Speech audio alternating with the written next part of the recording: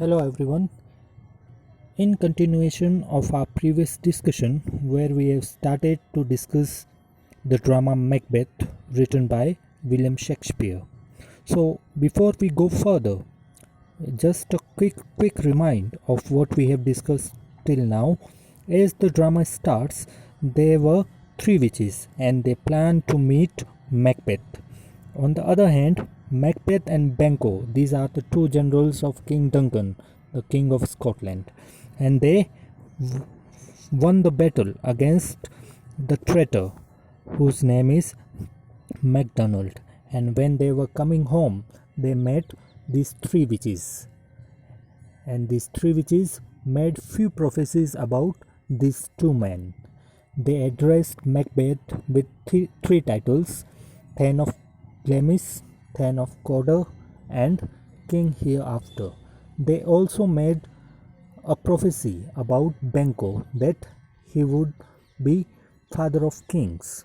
So soon after this incident, a messenger from King Duncan came there and informed them that Macbeth has been conferred with the title Thane of Cawdor, and this made Macbeth to think over the prophecies made by those three witches. As these two men arrives in the court of King Duncan, they were warmly welcomed by the king, and just to honor Macbeth, King Duncan also announces that he would spend a night as a guest in the castle of Macbeth, and he also declares that his elder son Malcolm would be the future king of Scotland. So that's what we have discussed till now, and now Macbeth is thinking this as a golden opportunity to murder King Duncan and to become the king of Scotland. So now we start with the scene 5th of Act 1st. So Macbeth had written a letter to his wife about the three prophecies soon after his meeting the witches. He also written how the two prophecies became true. In this scene, Lady Macbeth is shown reading the letter sent by Macbeth. She at once comes to the conclusion that the kingship of Scotland can be obtained only by murdering King Duncan. She feels that her husband is soft in nature and thus wants energy of will to murder the king, although he has all the ambition to be the king. She eagerly awaits his return so that he may whip up his spirit to the action which is necessary for the fulfillment of the prophecy. Just then a messenger comes in with the news that King Duncan is coming to stay at her castle for the night. Now she invokes the deadly spirits to unsex her and harden her heart to murder the king.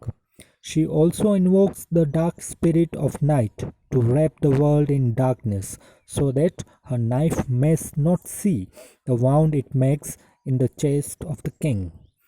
At this time, Macbeth arrives and he is lovingly greeted by her. She suggests to Macbeth that the only way to get the throne of Scotland is to murder the king. She even gets ready to take the entire responsibility of murdering the king upon her. Now Scene 6. Duncan arrives at Macbeth's castle towards evening. Duncan's two sons, Banquo and attendant lords, are with the king. Duncan is highly pleased by the pleasant sight of the castle and the delicious air that fills the whole region. Soon Lady Macbeth comes. The king greets her familiarly and in all sincerity of love.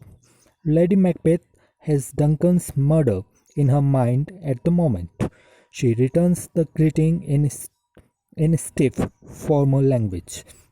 Duncan is anxious to meet Macbeth, who is staying in Duncan tells Lady Macbeth how he deeply appreciates Macbeth's service.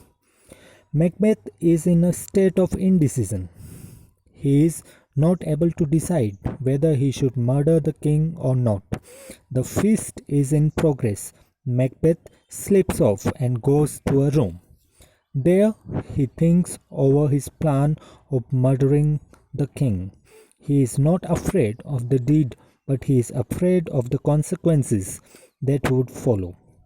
The deed of murdering recoils on the head of the murderer.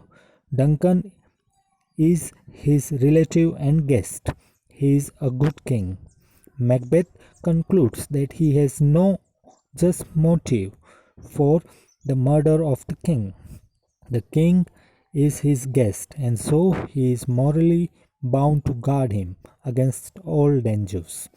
At this time, Lady Macbeth comes and chastises him with the valor of her tongue. She suspects his love for her and calls him a coward. She tells him that she is a woman and mother, and she might have dashed her loving child to death if only she had given word to do a thing. She ultimately prevails over Macbeth, and Macbeth, yielding to her will, resolves to follow her advice for murdering the king. And that's the end of Act First.